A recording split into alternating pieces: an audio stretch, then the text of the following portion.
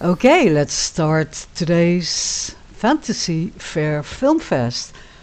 Hi, Saffia. Hi, Liz. Welcome. We have a special guest today, a very special guest, old-time friend too, Miss Liz Solo. Welcome.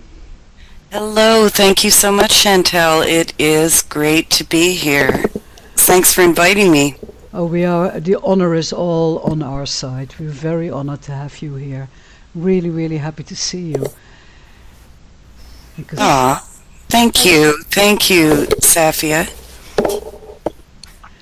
okay, well, we're gonna ask you a lot of questions, so we better start. I think for the people that don't know you, am I wrong to say that you are an artist, a performance artist, a musician, filmmaker, cinematographer? You're a writer. You've written several books. Is there anything I missed? Can you tell us about yourself? Yeah, that hits on a lot of the things that I do. Started as a performer in doing stage work and playing in bands, and was really intrigued by technology, starting from the cultures that were evolving in the early chat rooms. And when we think about Second Life, for example, it's really just a very, very elaborate chat room with a lot of bells and whistles. So right from the get-go, I found the cultures evolving in these spaces really interesting. And so I went from stage and kind of fell backwards into the digital world, where I was really immersed for a number of years, like 20 years, starting with performance. And a lot of the early performance in Second Life, for example, was interventionist, coming in to push the boundaries of the space as it Mm, was first forming. Which I find really fun and challenging to just push and see how far I do it with the stage as well. How far can I push a stage? How much tech can I bring in? How many layers of projection? So as a performer, it's actually provided this crazy playground, which has, the digital world. Second Life led me to the visual arts world, filmmaking, all of that stuff, because it just is so inspiring in that way. mm, So I kind of touch on a lot of different things. I will say in the last couple of years, it has been kind of looking more towards the hybrid thing, where it's like there's been a call back to the real world, IRL. But the digital world still plays a role there. I don't think it's something any of us will mm, let go of anytime soon. mm. Yeah. That was I kind of a roundabout answer, but Yeah, very interesting. Oh, my voice went for a second. I'm sorry. But when you say you're a musician, you were in a band. Are you a singer? Do you play guitar? right. I am a singer-songwriter. I play guitar and I play drums. I picked up the drums at about 35, and it really became a passion of mine. So I play in, my roots are in like punk rock, folk punk, and singer-songwriter stuff. That's a big part of my career, and I have a new band called Tallulah and the Man, and Ah, we're working on a recording right now. I expect the first song to be out within the next week or two. But yeah, the live stage, playing music, has always been a part of my sort of artistic life. mm, I've released 10 records, and it's still a passion. It's still a passion of mine. 10 records. Well, and do you use you must use your music in your own films, right? Yeah, I'm an independent through and through. You know, when you're a working artist, an independent artist, and this is all I do, I don't have another job. This is what I've always done. So, you make a lot of sacrifices when you live the artist life, especially where I live in Canada. So the one trade-off is that I'm an independent and I do what I want, when I want, and how I want to do it. So you pay a price for that freedom because you don't really have security, but I find having that level of control over what I'm doing, what I'm making, what I'm saying, to be preferable to than, say, a lot of my colleagues work with networks or record labels or, bigger institutions, universities. And I have found that to be kind of, not appealing. And, look at what's happening in universities right now, how people's voices are being shut down. Yeah. I won't get into the political side of things, but just to say, I could never work as an artist in an environment like that. So I produce all my own stuff. Occasionally I will get commissioned to do work, which I love, that kind of thing. But yeah, independent through and through, and it's something that I encourage for artists in my sphere. There is a real power in being an independent artist. Yeah, as long as I've known you, you've been always following your own path. You've done things that nobody else has done, I think. Well, I only know you online, of course, in virtual, in Second Life mostly. I remember the days when you were a member of Second Front, one of my favorite groups in Second Life at all times. Can you tell us about that? Sure. So Second Front was, and still in a sense is, every now and then members of this collective will put something out or do an intervention. But it was a group that formed around, I think, 2006, 2007, to challenge the boundaries of the virtual space. So we did all these really fun performance interventions, I would call them, or performance artworks that intervened in the space.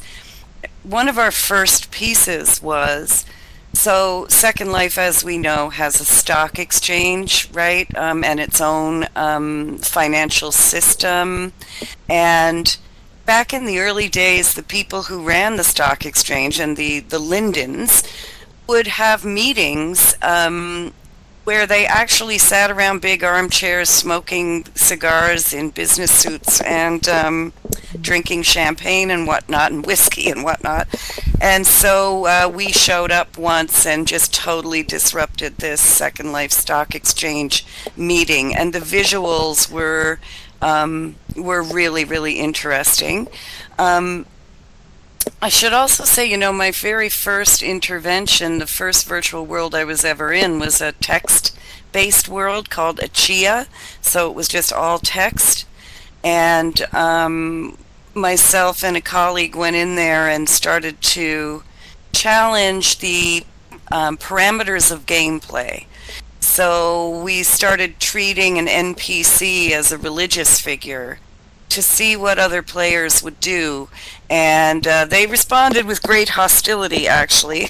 But the idea for that piece then went on to become a Second Life, a Second Front piece called Martyr Sauce, where we went into worlds in Second Life that were built on like war play, like games where people would be, hunting each other down and shooting each other with machine guns and whatnot. And we showed up as peace activists with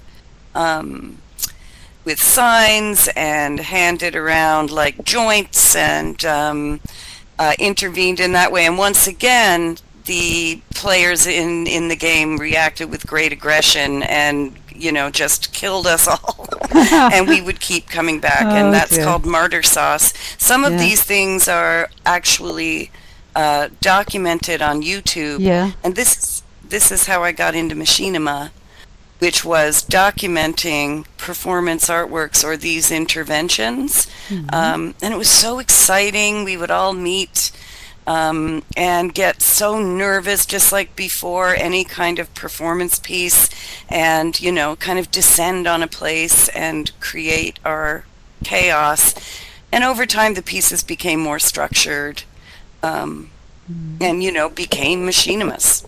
Yeah, I remember one intervention you did with Second Front that was welcomed because Mr. Stellark, the great Australian artist, the body is obsolete, he came to Second Life, the Berlin Sim, to do a performance. Yes. I actually filmed that. That's one of my favorite machinimas.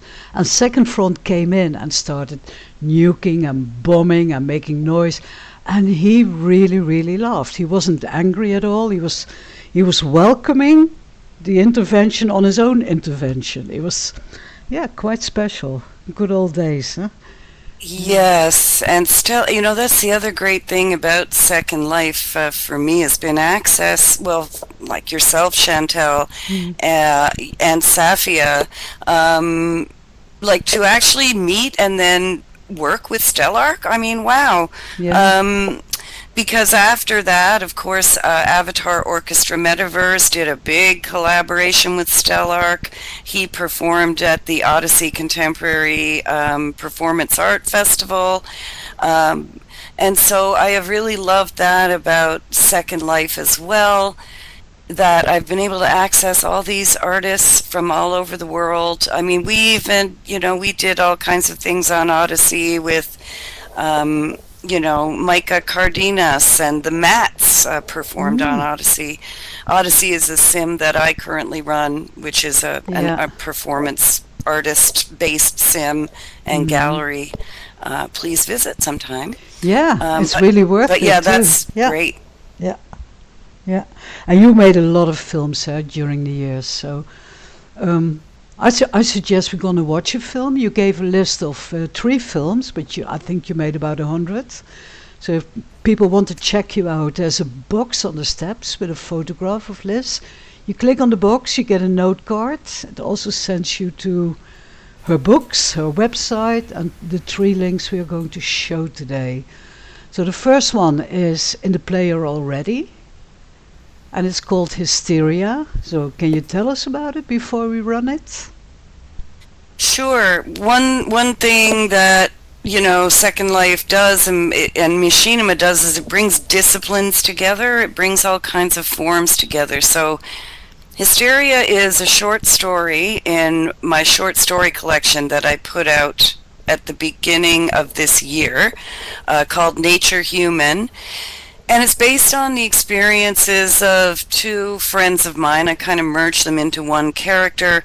And it's a machinima where I really try to literally represent the story, which is actually quite hard to do with machinima.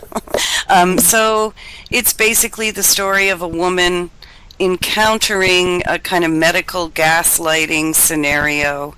And, just to say, it is about a woman encountering the medical system when she is required to have a hysterectomy. So there you Okay. go. It's a machinima about hysterectomy. Yay! Yay. Okay. So is everybody ready? It's good. You showed it at Machinima Monday, so Yes. yeah. Okay, let's start it. Let's watch together. 1, 2, 3. Click the middle of the screen, please. And here's the direct link if Vimeo doesn't work straight away. Here we go.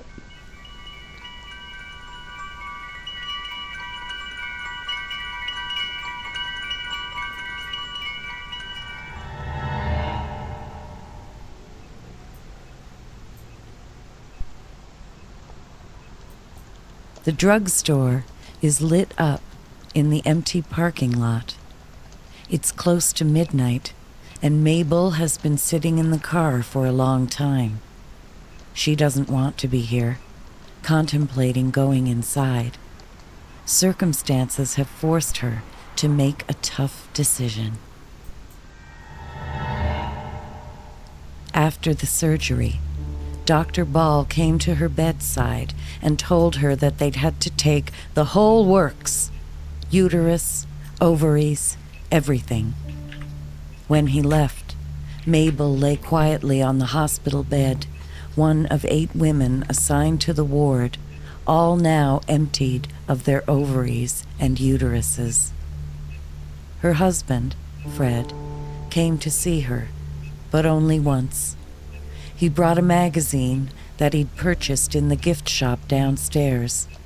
It had a picture of a cat on the cover, and he couldn't resist cats. He also gave her a box of chocolate-covered cherries because he knew she liked them, and a stuffed toy puffin, also from the gift shop. She felt sorry for him as he just sat there, uncomfortable and afraid. Fred couldn't think of anything to say, so he started retelling her stories from the news. Finally, she just asked him to go. "It's okay. I'll see you at home." When they took her ovaries, her body was cast into immediate surgical menopause. Dr. Ball prescribed estrogen patches. She had thought that estrogen would be warm, but her body absorbed it as a beautiful, smooth coolness. Her energy slowly returned, and Mabel went back to work, back to her usual routine. She and Fred had some good times, took a trip. Then, after almost 5 years on the patches, Dr. Ball called her into the office. Mabel sat on the examination table, anxious and twitchy, as Dr. Ball and his giant white head minced no words. "New studies have been released. The estrogen patches are having unexpected side effects, and I have been advised to stop prescribing them immediately." "But don't I need them?" "Technically, no. Or should I say, yes. I mean, we just don't know. It's a discontinued treatment, Mabel. I could lose my insurance."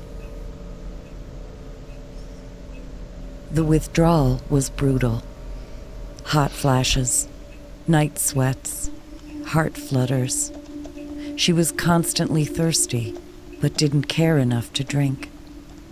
She started driving around to the different drugstores in the city, trying to pressure or con or bribe the pharmacists into giving her whatever estrogen they had.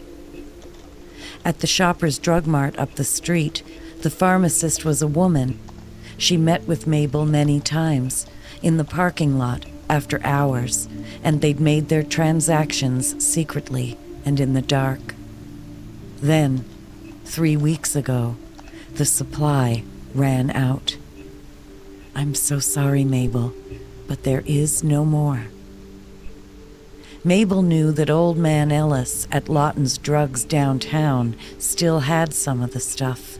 She had worked on him for months, but he wasn't giving it up. Tonight, things are going to be different. When the cashier kid goes out back for a smoke break, she takes a deep breath and gets out of the car. Old man Ellis is standing at his elevated counter.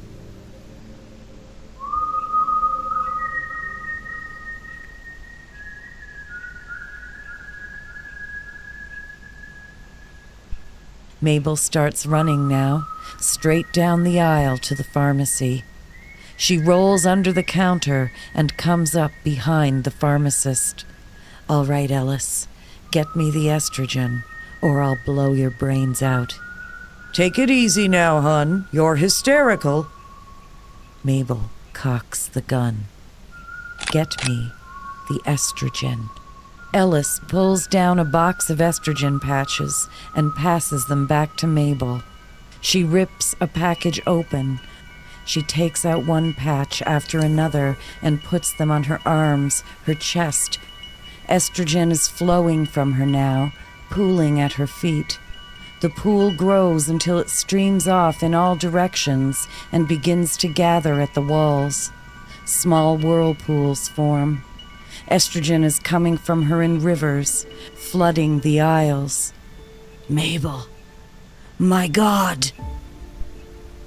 Mabel commands a wave of estrogen, all shining and cool and blue, and it licks up the pharmacist's legs and knocks the old man over.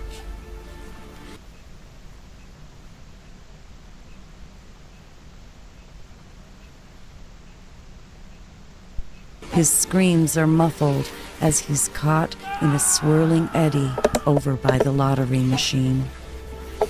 Mabel kicks her feet. She swims towards the door and out into the fresh night air. Wavelets of estrogen deposit her gently on the parking lot. She walks off, her feet sticking to the asphalt, as torrents of estrogen engulf the drugstore, bursting the walls and windows and carrying the pieces away.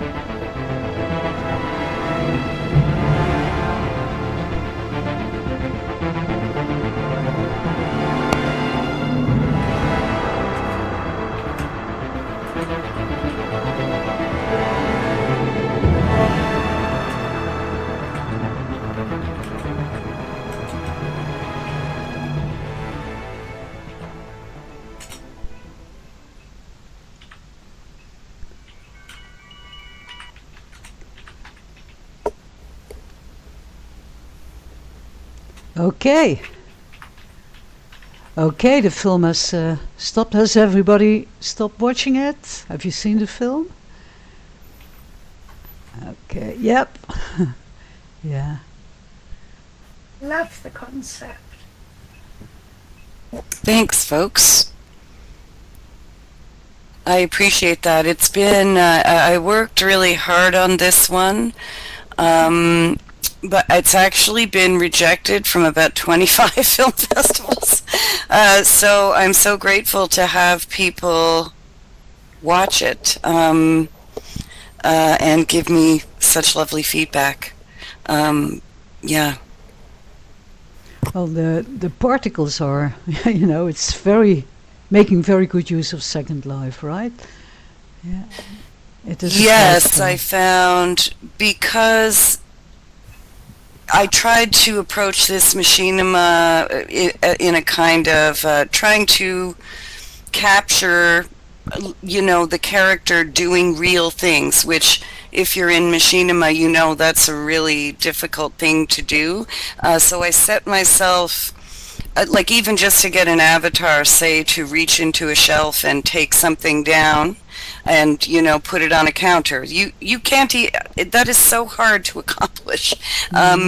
So it was technically super challenging, and I probably won't ever make a machinima that way again, because it was challenging to do, and then it's almost like people haven't known how to receive it. Mm-hmm. So in a context like this, where people understand machinima, I think that's a much more friendly place than, say, the world of film, where people don't. My impression has been people just don't quite get it, and they think I'm a weirdo. So I really appreciate this opportunity. Okay. Yes, and the whole subject matter too. I really did have a friend who went around, who this happened to, who went around to drugstores like she wasn't, trying to purchase illegal drugs. She really did have some, like a lot of this based on a true story, until it turns magic realism. Yeah. but it's certainly true. I mean, a problem is with drugs evolving all the time. Something good for you suddenly become impossible to source. Yes, and the reality was that that came about because of one study. One flawed study came out like 20 years ago, 25 years ago, and it caused all doctors to stop prescribing hormone replacement therapy to women. I mean, just and now it's been shown that this study was flawed, and that's changing now. But there were a lot of casualties of that. A lot of people suffered because of that, and it really speaks to how women in the medical system are often not given the consideration that they should be. There should have been more than one study to determine, the cutting off of this valuable therapy to women everywhere. That's right. That's what the study suggested, that hormone replacement therapy caused cancer, but it was actually not the case. So, yes, Shiloh. And that was the inspiration for the story and for the machinima, what people have gone through. And then I try to turn it around where, we think about the character getting her revenge, Yeah, it's very frustrating, Shiloh. Very, very frustrating. I'm sorry your mom went through that. Yes, revenge. And I wonder how much it has to do with the whole problem with women's medicine, of it being seen as lesser than men's. Yes, I think so, very much so. And often, studies, any study, whether it's heart disease or high blood pressure, they are often basing their studies off the results they get from the average man. It's like every airplane seat is designed to fit the average American businessman. You know what I mean? So yeah, I think that's insightful, Saffia, because I think that is in fact the case. And hopefully that is, changing every day.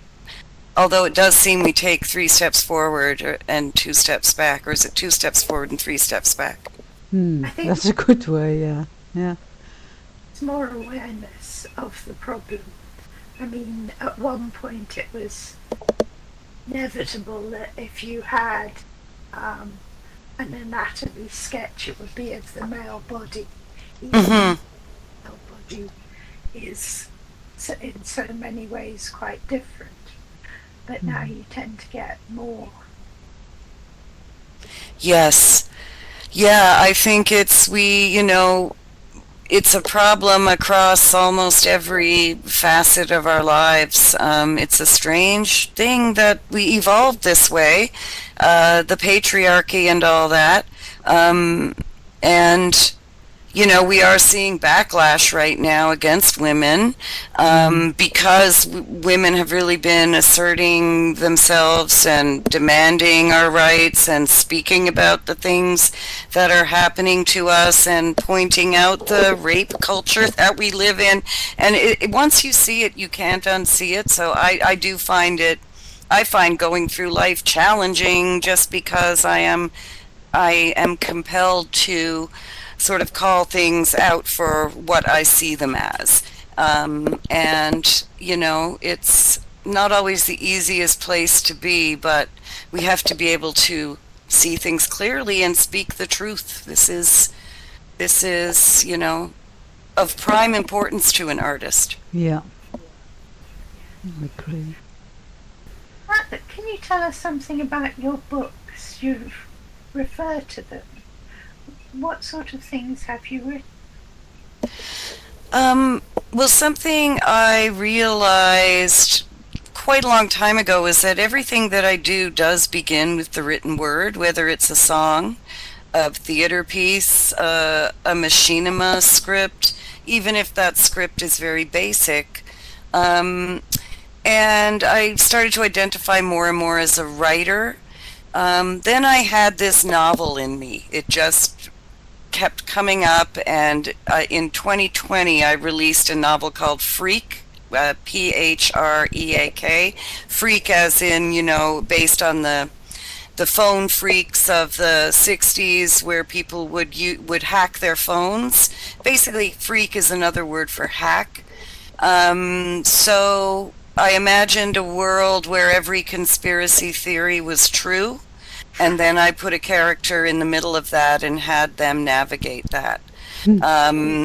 And it's very much rooted in I spent 40 years of my life in Newfoundland and Labrador, which is an island off the east coast of Canada, and it's kind of based and rooted in that culture. And so writing a novel is very hard. It took me a long time, but it was well received, and I'm very proud of it. But I will say my favorite form is actually, when it comes to writing, is short story.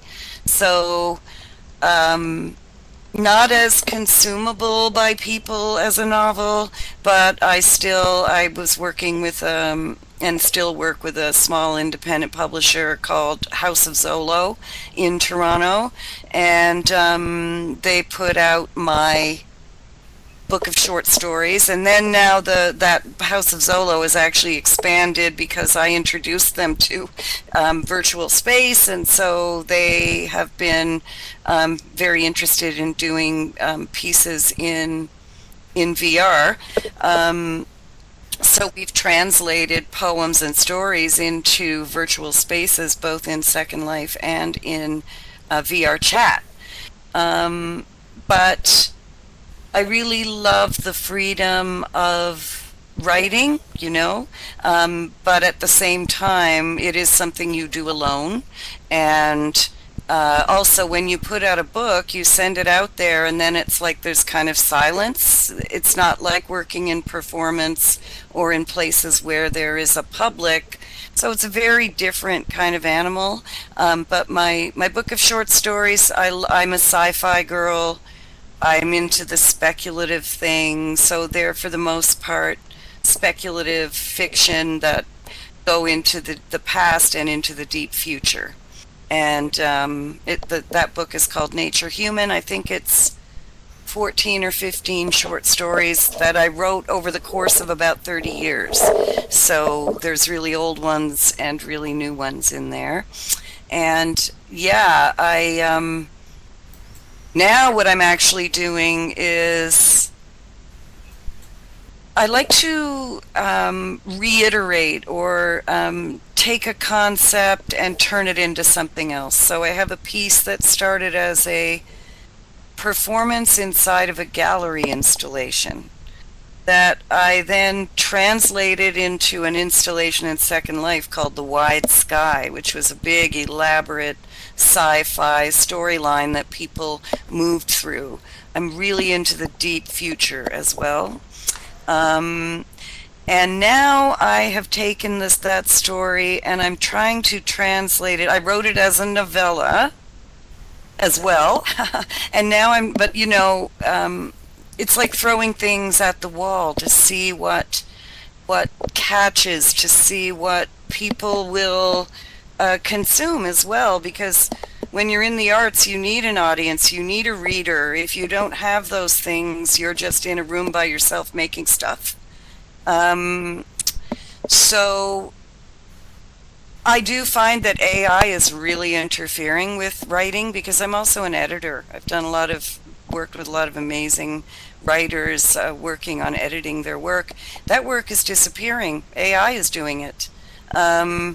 And I wonder what the future of writing is going to be.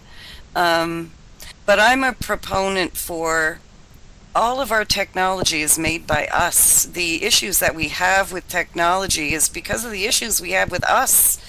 The problem with AI isn't AI, it's the people that run AI. It's the fact that they put AI out before it was ready.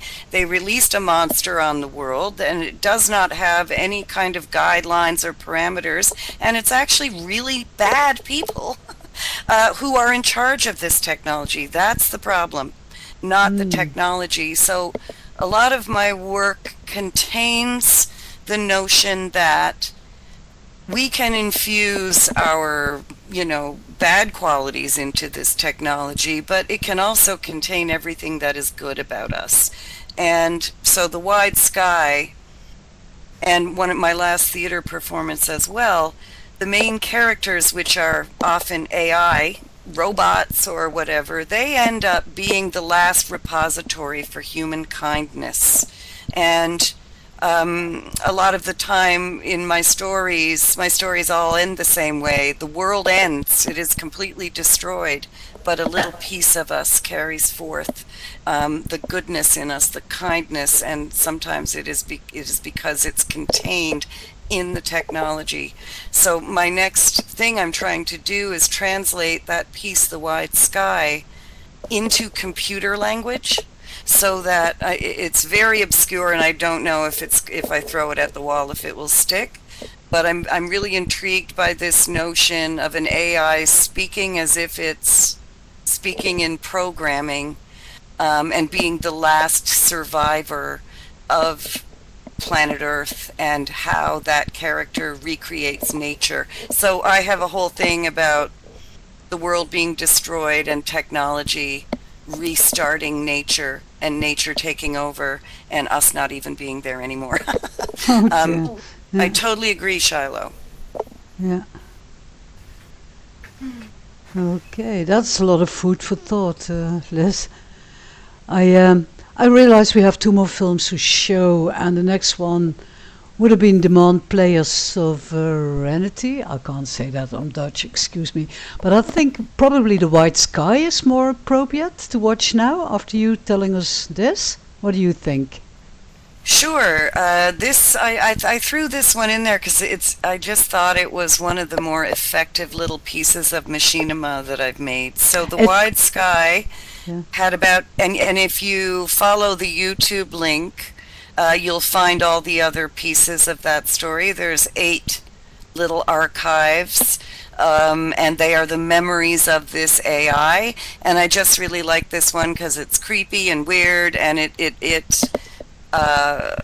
there's a lot of, like, Bibi Hansen is one of the actors here, Frau Ferdinand, and it just feels like it was something that was quite successful, and it's a part of this big story.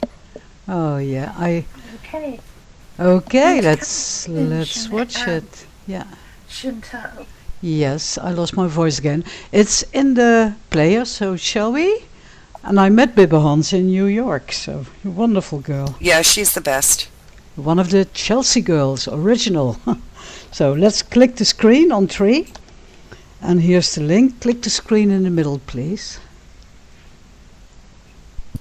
Accessing memory sequence. Early memories 1.1. Res room.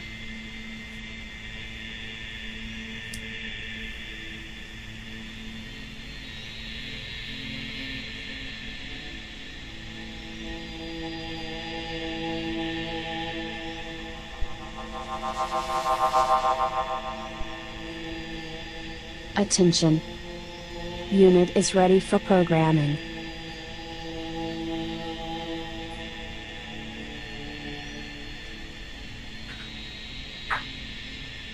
Attention. Unit is ready for programming.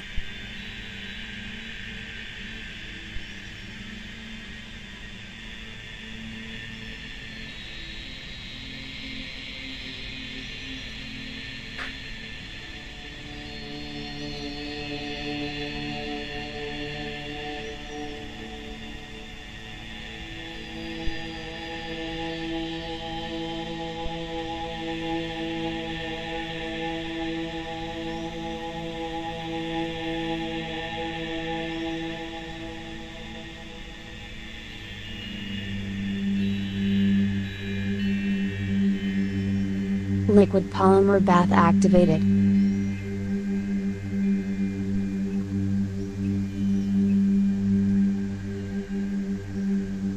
Initiating programming sequence. Matrix installation in progress. Uploading. Uploading. Matrix installation complete.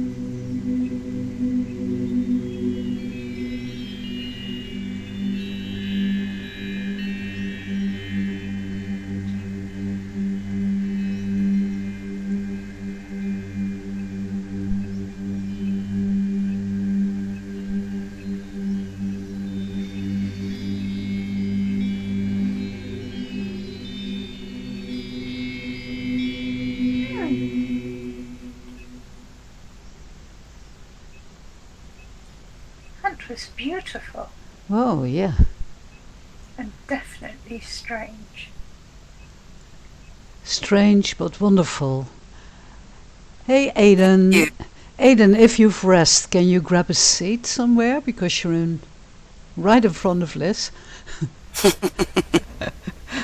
So, I see a voice dot, not sure if he can hear us. Okay, let's carry on. Sure. Yeah, Liz, we will play the other video as well, but this is a series and it was an art project. It's The Wide Sky was the... Oh, do you mean the next video or the last one? the last one, The White Sky. Yeah, that's one sort of little moment in the story. So I created an installation which had about 6 or 7 rooms, and in each room there was a video, but there was also, like, people could walk into the res room and go into the chamber and touch all the stuff. So it's I really love this notion of artifacts, or of, like, you know, finding spaces or uncovering moments and artifacts and trying to put together a story from that. So it is just one part of the story, but you know, those creepy avatars that I managed to find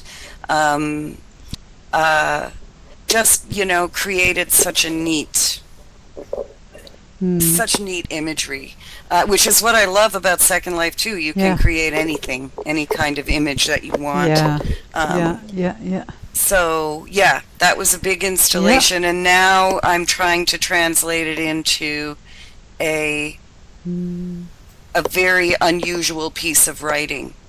Okay, so you're writing from this. Oh, it's wonderfully mysterious also. It's really addictive, the sound, the visuals, because you don't really understand what's going on. So you can use your Yeah. own imagination. I like films like that a lot. Don't you, Awesome. Saffia? What do you think? I agree. I love constructing my own narrative when I watch something. Yeah, I really like that. that's well put, huh? It's really, Yes. wow. Yeah. Okay, and And yeah, I think that's what you know, that is what we want to accomplish, that, you know, someone can get that involved in what we're putting out there and interpret it, you know, from where they are. So I love that feedback. okay, and the next video, demand players. How can you help me there, Silver? Sure. That's Demand Player Sovereignty, and this is actually Sovereignty, yeah. filmed in World of Warcraft. So another thing I like to do, and often in collaboration with other artists, and this is with an old collective called the Third Faction. So basically doing piecework in the World of Warcraft. And again, it's a bit of an extension of that piece that I keep reiterating that I mentioned about going into war-based kind of worlds and trying to play the game in a different way. So this is also about challenging the parameters of gameplay in World of Warcraft, and all I'll say is that I don't think it's true anymore, but years ago, World of Warcraft, which is a massive online multiplayer role-playing game, it was actually in the terms of service. When you rolled a character, you had to choose a side, and then it was in the terms of service that you were not allowed to communicate with your enemy on the other side. Like, ridiculous. So the third faction sort of came about to challenge those structures, that binary in the gameplay of us and them, and to challenge the war narrative, even though it was World of Warcraft. But so this is asking players to create their own gameplay. Okay. Well, there were a few films made with World of Warcraft. Faire and Fairchild did green screening. Oh, that was Phelan wonderful. Fairchild is coming back. She is, I heard. Yes, Hey, I'm so excited. Sorry, I didn't mean to interrupt. no, that's fine. We all look forward to that. It's going to be a blast. You know, she's putting it all over the social medias. Phelan Fairchild's coming back. We had her on Filmfest a couple of years ago, and I've been pushing her ever since, but that's not why she's Great. coming back. And we made an opera in World of Warcraft, and now we're going to watch your film, which is of a total different artistic view. So, shall we watch? Yes, please. Okay, let's go together. 1, 2, 3. Click the screen. And here is the direct link. If the screen doesn't work.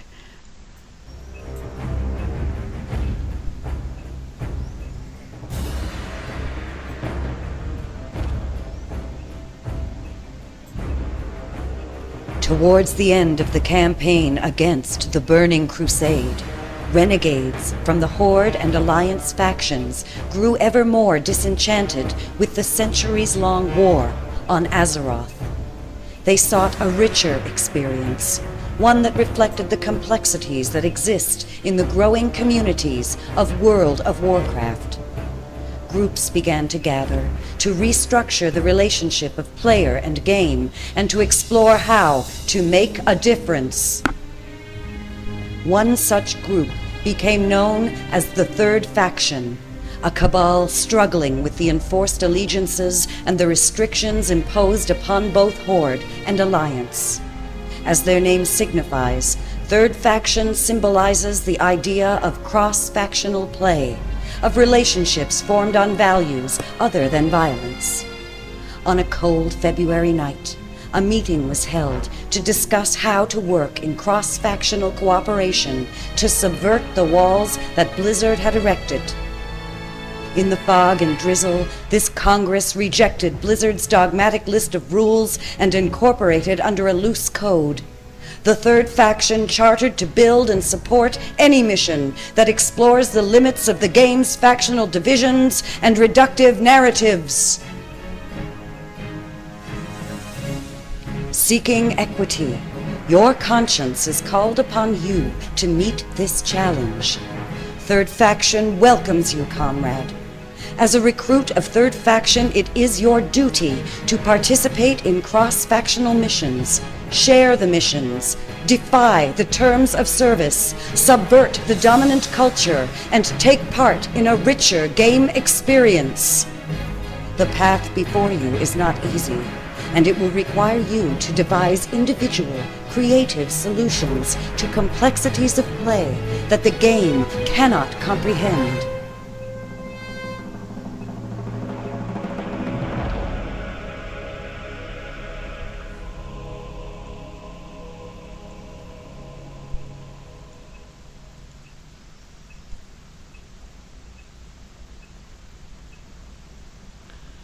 Whoa. Gee, and the music is, whoa. Yes. And very clever. I thought Very. that was very clever. Thank you. That was fun to make. And your voice is really, gosh, I'm going to ask you for some voiceover work. Are you open for that? Absolutely, Oh absolutely. my. Oh, you see, in Holland we say that's working the iron while it's hot. So it's, yeah, because your voice is really, I can tell you're a singer, basically. Yeah. Oh, awesome. Yeah. Thank you. Yeah. Yeah, I did send it up there, and I had a lot of fun making that. The Third Faction were a really fun group to work with. I don't think they're around anymore, but we actually went to ICEA with this project, which is a big electronic arts festival in Istanbul that year. And it's one of the times that I got to meet the people that I'm working with online, because so many actually went to the event. So me and Chantal, for example, have known each other for many, many years, but we have yet never met. We haven't. Yeah, you have to And come to hopefully we Holland. will. Oh, Yeah, I'd we love will. to. We will, yeah. I've got plenty of room here. You're always welcome. I'm Oh, trying to get awesome. Saffia to come over too. So Amazing. I met a lot of people that I met in Second Life, and I always recognize them. Put them in a crowd, and I'll pick them out because, Amazing. it's the vibes, the friendship, I suppose. It's Yeah. the brain that meets the mind. Yeah, Totally. And I have a sort of, my feeling is that when you meet people in a virtual space, and this is actually from a theater show that I did called In World, in a sense you are getting to know that person essentially. And I would almost argue that you are getting to know the real sort of truth of a person in a virtual space, even though that's counterintuitive and the opposite of what people might say. I feel like, I don't know, there is something special, like you say, Chantal, about knowing a person that you have come to have a relationship with in Yeah. a virtual reality space. It's, you know them in a more pure way, I guess. I don't find people are withholding or hiding themselves. In fact, I mean, I don't know Saffia, but just by the way that Saffia is presenting herself with the animals and her avatar and what she's choosing to show me of who she is, I kind of feel like I have a really good sense of who Saffia is, and that in real life, we would also relate to each other in a way that, you know, our avatars both have antlers and animals, and I just know, even though we've never met in real life, and even though I don't know Saffia very well, I feel like I do know Saffia because of what she's presenting here. Yes.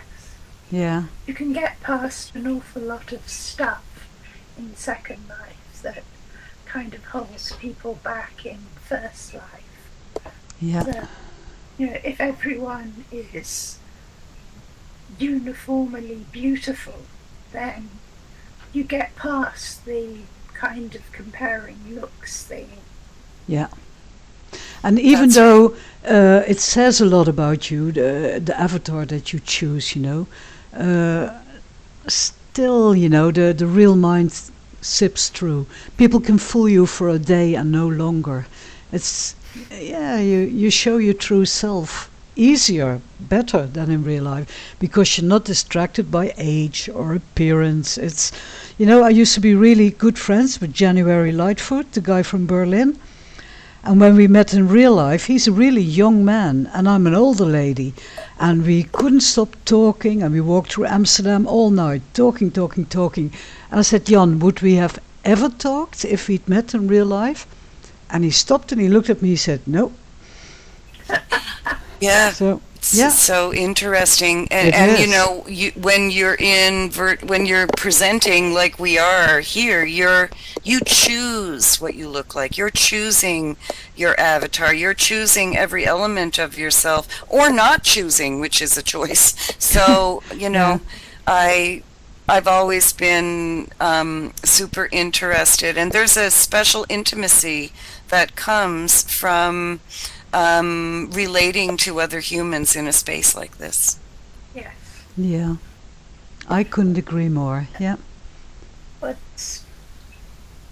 I lead, and I'm part of the Litfest tours where we go around all the individual regions at Fantasy Fair, and we gather a group of people here around to explore each individual region in detail and tell stories and so forth.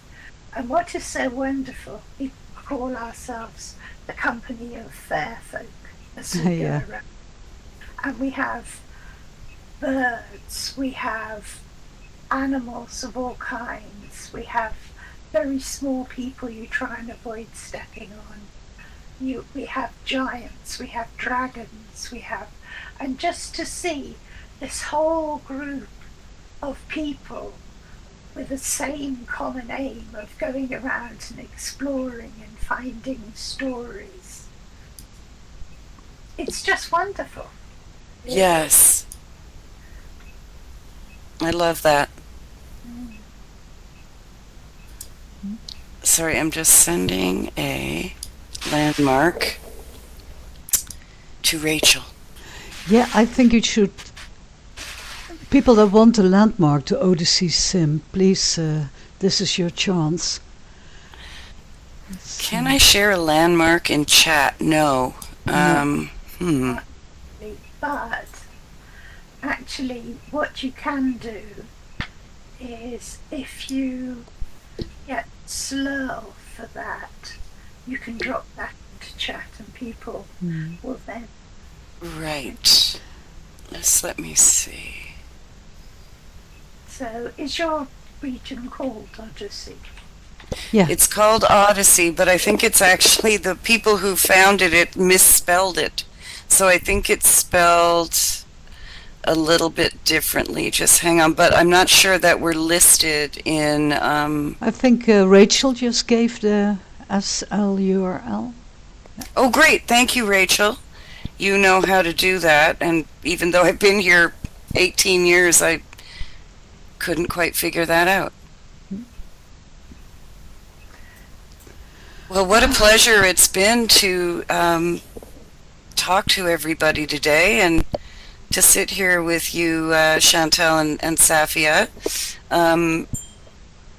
It's been wonderful. Thank you Yeah, so much. it's been really... Is there a question we haven't asked you, Liz? I know that's a... Oh, I made her crash. That's a mean question also, but well, we'll wait for her to come back, but it is the hour. I think she's actually gone. I think that was her farewell. No, she's back. Oh, she's back. Yeah, she's back. I think that question made her crash. I think she probably clicked the SL URL. Yeah. Yes, Bree. Actually, Bree, Liz entered my own machinima festival about 15 years ago, that was, in Amsterdam. And she made this film called Machine I Am. And I still don't know to this day, but it made me cry. And there were so many films there. And why this one made me cry? There was the interaction between her real life and her Second Life avatar, and sitting at the ocean. And I'm sure Liz can't hear us yet. I don't see the voice dot, but that was some film. Yeah.